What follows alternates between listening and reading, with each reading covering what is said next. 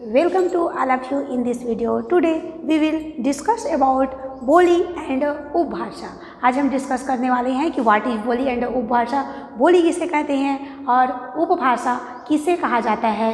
हिंदी व्याकरण के अंतर्गत बोली और उपभाषा किसे कहा जाता है। तो फर्स्ट नंबर पर हम लोग आ जाते हैं कि बोली हम लोग किसे कहते हैं। तो किसी स्थान विशेष में अपने विचारों को व्यक्त करने के लिए जिस भाषा का प्रयोग किया जाता है उसे हम बोली कहते हैं। और ध्यान देंगे, किसी क्षेत्र विशेष में प्रयोग किए जाने वाले भाषा का स्थानीय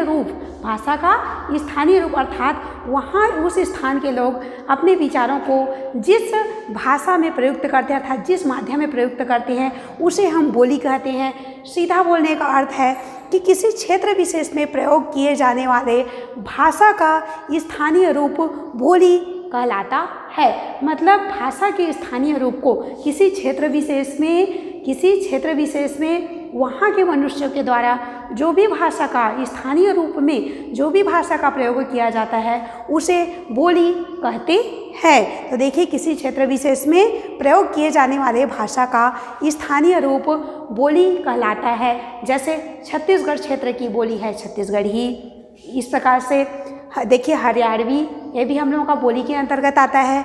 मारवाड़ी और भोजपुरी मतलब एक स्थान विशेष के लोग ही इन भाषाओं का प्रयोग करती हैं। तो इसका स्थानीय रूप ही बोली कहलाता है। जैसे छत्तीसगढ़ एरिया के लोग छत्तीसगढ़ स्थान के लोग छत्तीसगढ़ी का प्रयोग करते हैं। कुछ लोग सादरी का प्रयोग करती हैं। इस प्रकार से स्थान विशेष में कुछ विशेष व्यक्तियों के द्वारा एक क्षेत्र के द्वारा जिस लैंग्वेज का प्रयोग किया जाता है और जिसका स्थानीय रूप होता है मतलब उस स्थान के द्वारा ही उसका प्रयोग किया जाता है उसे हम बोली कहते हैं।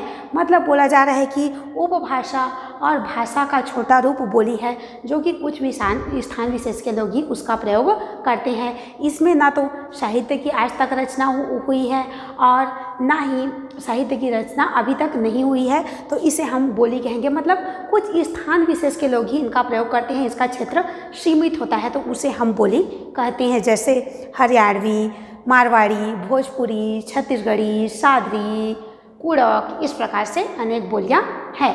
और इसके बाद देख लेते हैं, जब इन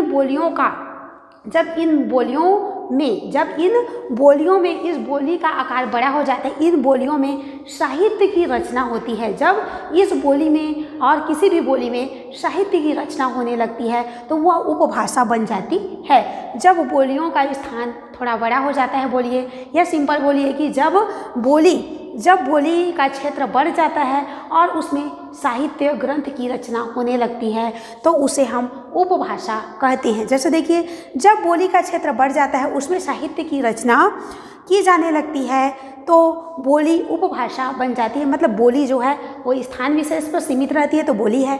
अब उसी भाषा में उसी बोली में साहित्य की रचना होने लगती है तो वो उपभाषा बन जाती है। जैसे देखिए, ब्रज और अवधी बोलियां हैं लेकिन अब इसमें ब्रज और अवधी में साहित्य की रचनाएं हो गई है तो यह उपभाषा बन गई है। और देखिए कि जब उपभाषा का आकार और बृहद हो जाता है, जब किसी देश के अधिकांश लोग उसको समझने और बोलने लगते हैं तो वह भाषा का रूप भी ग्रहण कर लेता है। तो इस प्रकार से आज हमने भाषा और उपभाषा सीखा कि व्हाट इज भाषा एंड उपभाषा। भाषा किसे कहते हैं और उपभाषा किसे कहते हैं। तो यहाँ से हमारा आज का भाषा, बोली और उपभाषा कंप्लीट होता है। एक चीज़ और ध्यान देंगे कि भाषा किसे कहेंगे तो मनुष्य अपने विचारों को व्यक्त करने के लिए और दूसरे के विचारों को खुद ग्रहण करने के लिए जिस साधन का प्रयोग करता है उसे हम भाषा कहते हैं। और भाषा का जब बृहद रूप, भाषा का रूप बहुत बढ़ जाता है, जहाँ की जनसंख्या अधिकतर उस भाषा का प्रयोग करती है, उसे हम मातृभाषा का रूप भी दे देते हैं। तो यहाँ से हमारा बोली और उपभाषा प्लस भाषा कंप्लीट होता है। Thank you.